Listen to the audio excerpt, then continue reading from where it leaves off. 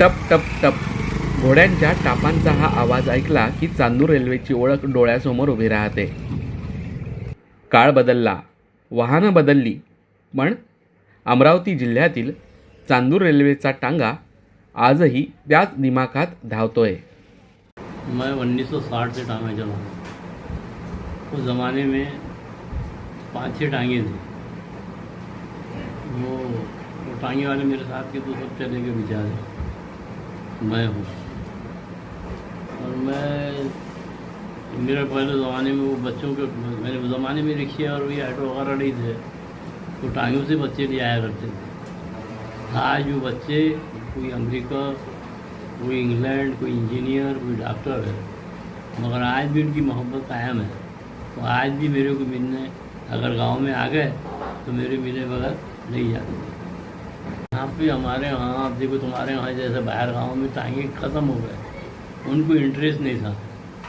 हमारे यहाँ के टांगे वालों को इंटरेस्ट है, यानी लोगों की नज़र में छाई हुई है।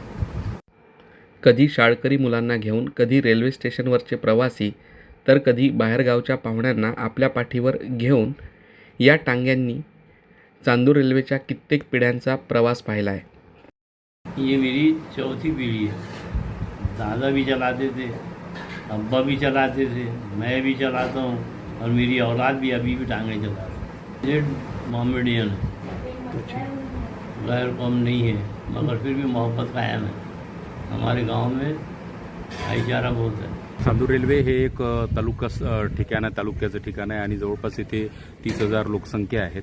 आणि या चांदूर रेल्वे शहराची एक विशेषता म्हणजे इथले टांगे, घोड्यागाडी ज्याला आपण म्हणतो, तर ते इथे जवळपास 50 वर्षाच्या वरच्या कालावधीपासून इथं टांगा व्यवसाय करणारे आहे लोक, आणि ते बहुतेक मुस्लिम समुदायाचे लोक आहेत.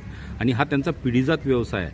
म्हणजे एक टांगेवाले काका इथं आहे, असे नाव मला आठवत नाही, पण ते म्हणजे जवळपास छोटे होते अगदी तेव्हापासून त्यांचा टांग्याचा व्यवसाय आहे, आणि आज ते म्हातारे झाले असे बरेचसे. तर आज मितीला या चांदूर रेल्वे शहरामध्ये 35 ते 40च्या वर टांग्यांची संख्या आहे, आणि तो टांग्यावर त्यांचा व्यवसाय चालतो, त्यांचा उदरनिर्वाह चालतो त्यांचा. आणि टांग्यात आवर्जून बसणारे, आमच्या गावात जे काही गावात पाहुणे मंडळी वगैरे येतात, तर ते आवर्जून त्या टांग्यांची मागणी करतात.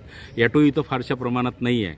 म्हणजे जुन्या मोटर स्टँडपासून तर रेल्वे स्टेशनपर्यंत इथले सगळे जे लोक आहेत, बाहेरगावचे वगैरे जाणारे किंवा येणारे असे प्रवासी वगैरे, ते सगळे टांग्यानंच जाणं येणं करतात. आणि मार्केटमध्ये आलेले जे लोक स्टेशनवर राहतात, त्यांना जर त्यांच्या घरी जायचं असेल तर ते बाकीच्या वाहनांपेक्षा टांगा प्रिफेअर करतात. टांग्यासाठी आपल्या इथून जुन्या मोटर स्टँडवरून तर रेल्वे स्टेशनपर्यंत 10 ते 15 रुपये घेतात, आणि डेपोपर्यंत 10 रुपये घेतात. आणि गावातली जर समजा फेरी असेल स्टेशनपासून, तर मग थोडेसे जास्त घेतात, कारण की त्यांना आतमध्ये जावं लागतं. आणि इथल्या म्हणजे घोड्यांना अशी सवय पडली आहे की रेल्वे स्टेशनपासून जुन्या मोटर स्टँडपर्यंत जायचं, आणि जुन्या मोटर स्टँडवरून इथपर्यंत जायचं. मग गावात जर जायचं असेल तर त्यांना त्रास होतो, त्याच्यामुळे मग ते थोडंसं जास्त भाडं घेतात. आज मोटार, ऑटो आणि कारच्या गर्दीतही टांग्यांची जागा कायम. कारण हा केवळ प्रवास नाही, हा आहे चांदूर रेल्वेच्या मातीशी जोडलेला इतिहास, परंपरा आणि अभिमान. घोड्यांच्या टापांचा हा टप टप आवाज सुरू आहे, आणि म्हणूनच टांगा चालतोय म्हणजे चांदूर रेल्वेचा इतिहासही चालतोय. शशांक लावरे, ETV भारत, अमरावती.